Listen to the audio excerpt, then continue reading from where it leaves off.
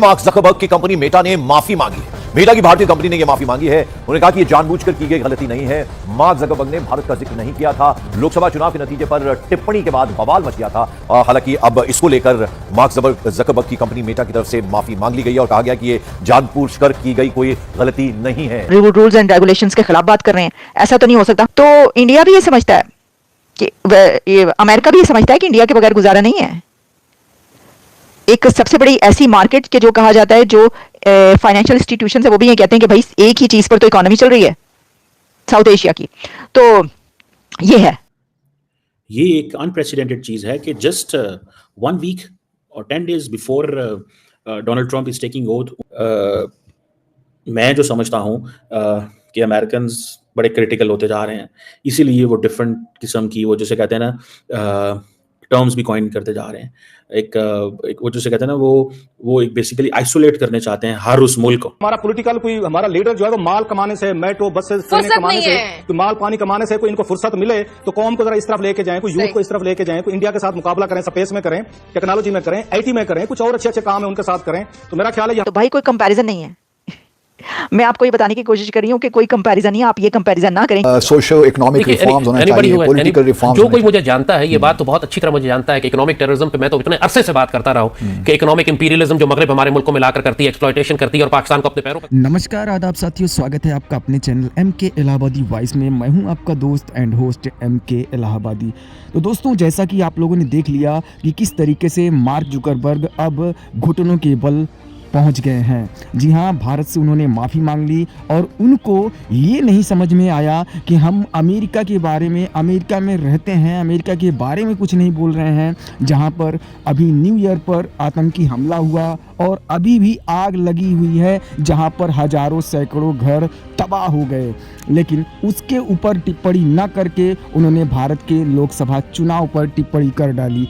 तो जिसका भारत ने जिस तरीके से जवाब दिया, उन्हें वापस बुलाया है इंडिया में, सामने आके जस्टिफाई करने के लिए बोला कि आप यहाँ पे जस्टिफाई करिए, नहीं तो आपकी कंपनी यहाँ भारत से बंद कर दी जाएगी, आपका शट डाउन कर दिया जाएगा। जिसकी वजह से मार्क जुकरबर्ग को माफ़ी मांगनी पड़ी अगले 24 से 48 घंटे में, यानी टिप्पणी करने से 24 से 48 घंटे के बाद उन्होंने माफ़ी मांगा। अमेरिकन भी समझना चाहते हैं कि किस अंदाज से इंडिया हमारे साथ चलना चाहता है। बिकॉज याद रखें, ये जो initiative on critical and emerging technology है ना, that is to change Indian behaviour towards United States and West. इसका ताल्लुक ये नहीं है कि वो आ रहे हैं सारा कुछ लेके और कहें जी इंडिया साहब अब आप तैयार हो जाए, हम आपको ये भी देंगे, ये भी देंगे, ये भी देंगे और हम दुनिया में आपको एक बड़ी रियासत के तौर पे देखना चाहते हैं। नहीं, इसके अगेंस्ट वो कुछ लेना चाहते हैं इंडिया से, और इंडियंस कुछ भी ऐसा नहीं करेंगे that is against the core interest of the United states. ठीक है, कुछ चीजें उन्होंने रशिया के हवाले से की हैं, लेकिन अमेरिकन इंडियंस ये कहते हैं कि आप चाइना के हवाले से हमसे जो मर्जी करा लें, रशिया के हवाले से ना कराएं। हम रशिया से तब मुड़ेंगे, बैक ट्रैक करेंगे, जब हमें ये समझ आ जाएंगे कि आप हमारी सफिशिएंट सपोर्ट कर रहे हैं, ठीक है जी। One can call this as a really वाकई एक अनप्रेसिडेंटेड चीज है। लेकिन याद रखें, आपको पता है कि मैं जो समझता हूँ कि अमेरिकन बड़े क्रिटिकल होते जा रहे हैं, इसीलिए वो डिफरेंट किस्म की वो जैसे कहते हैं ना टर्म्स भी कॉइन करते जा रहे हैं। एक वो जैसे कहते हैं ना वो एक बेसिकली आइसोलेट करने चाहते हैं हर उस मुल्क को।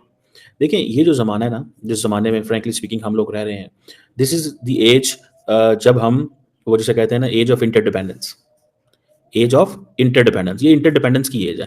और यहाँ आप ये कह लें कि जो ग्रेट पावर्स हैं, they are in the age of interdependence and everybody is in the competition. Great powers का जो कंपटीशन है वो इंटरडिपेंडेंस की एज में हो रहा है। अब इंडिया और चाइना कोऑपरेट कर रहे हैं। अमेरिकन को जारी बात है इसमें थोड़े अनकंफर्टेबल होते हैं। इंडिया कहता है कि हमारे साथ हर किस्म की जो टेक्नोलॉजिकल कोऑपरेशन है, जो कि US India initiative on critical and emerging technology है, इसको डिस्कस किया जाए, इसके ऊपर काम किया जाए। ये भी एक चीज़ सामने नज़र आ रही है अमेरिकन को कि ये इनके साथ किस हद तक हमें जाना है। ठीक है जी, क्योंकि अमेरिकन का ये भी अभी तक बिलीव है कि इंडिया जो है, it does not have that, जिसे वो कहते हैं ना, wide range of strategic capabilities in space, defense, manufacturing critical technologies, assembling and testing emerging technologies, and कुछ आर्टिफिशियल गैस एरियाज हैं जहाँ पे अमेरिकन का ये व्यू है कि Indians they don't have that, and then फिर लो कॉस्ट जो जिसे कहते हैं ना सॉल्यूशंस ढूंढना इन बायोटेक्नोलॉजीज एंड बहुत सारे और एरियाज में वो समझते हैं कि जो कोऑपरेशन है वो होने की जरूरत है। सो एंड देन असल में जैसे फॉर एग्जांपल सप्लाई चेन का इशू आता है, तो उसमें इंडियंस कहते हैं जी हम सप्लाई चेन को सिक्योर कर सकते हैं क्योंकि हमारे पास बड़ी नेवी है, ठीक है जी। और इसी तरह ये ऐसे एरियाज है मेरा ख्याल है जिनके ऊपर दोनों मुल्क जो हैं दे विल टेक स्टॉक। सो ये चीज़ें जिसे वो कहते हैं ना, ये चीज़ एक मुमकिन है। असल में तो मेरा ज़ाती तौर पे अगर मैं देखूँ कि ये जो बात हो रही है कि वो कह रहे हैं जी कि चाइनीज़ डैम्स को भी डिस्कस करेंगे, ये कोई चाइनीज़ डैम डिस्कस करने का मौका नहीं है। ये जस्ट इसको बोलते हैं स्ट्रेटेजिक कम्युनिकेशन कि आप किसी और चीज़ के लिए नहीं है, सिग्नल कुछ और कर दो। देखो जी चाइना के इतने बड़े डिज़ाइंस हैं, चाइना इतने बड़े पैमाने पे ये काम कर रहा है, चाइना ये कर रहा है। अब चाइना ने किसी से पूछना है, चाइना और इंडिया हर उस चीज़ पे एक मोमेंटम बिल्ड करने की कोशिश करेंगे जहाँ पे उनको ये नज़र आ रहा हो कि हम चाइना के हवाले से कुछ ना कुछ बना सकते हैं। सो इंडिया यूएस उस पर मोमेंटम बिल्ड करेंगे। बहरहाल देखना ये है कि ये जो अभी तक इन दोनों मुल्कों ने काम किया हुआ है वो किस हद तक वो है। कई लोग तो ये कहते हैं कि जिसे वो कहते हैं ना कि अमेरिकन जो डी रिस्किंग कर रहे हैं चाइना से, ठीक है जी, डी रिस्किंग। बेसिकली ये जो डी रिस्किंग की पॉलिसी के अंदर ही सारी की सारी स्ट्रेटेजिक पार्टनरशिप छुपी हुई है इंडिया के साथ। और ये जो चीज़ है ये सारी बातें फैसला करेगी कि क्या है और क्या नहीं।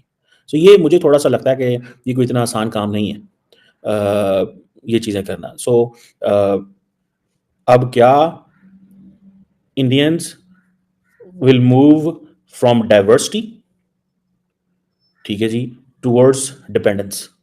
देखिए इस वक्त इंडियंस जो है ना, they believe in diversity, they are going to get equipment from Russia, from France, from Israel, from Germany, from Spain, from United States and other places.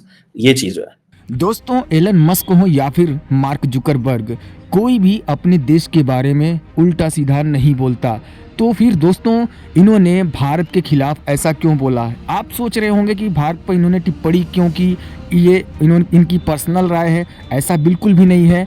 ये अमेरिका ऐसी अपनी बड़ी बड़ी कंपनियों का यूज़ दूसरे देशों को परेशान करने के लिए करता है, और ठीक इसी कड़ी में उनके ही द्वारा कहे जाने पर ये भारत के खिलाफ बोल रहे थे, भारत के सरकार के खिलाफ उकसाने के लिए, लोगों को ऐसा बताने के लिए ये ऐसा टिप्पणी कर रहे थे। लेकिन दोस्तों किसी भी देश के नागरिक को अपने देश की बुराई नहीं करनी चाहिए, और हमें भी ये ध्यान रखना चाहिए कि एलन मस्क हों या फिर मार्क जुकरबर्ग हों, ये अपने देश की बुराई नहीं करते तो हम अपने देश की बुराई क्यों करें। तो उम्मीद करता हूं दोस्तों आपको आज का वीडियो पसंद आया होगा। अगर ये वीडियो पसंद आया तो चैनल को सब्सक्राइब और वीडियो को एक लाइक ज़रूर कर दीजिएगा, और साथ ही साथ अपना ध्यान ज़रूर रखिएगा। मिलते हैं नेक्स्ट वीडियो में, तब तक के लिए धन्यवाद। जय हिंद,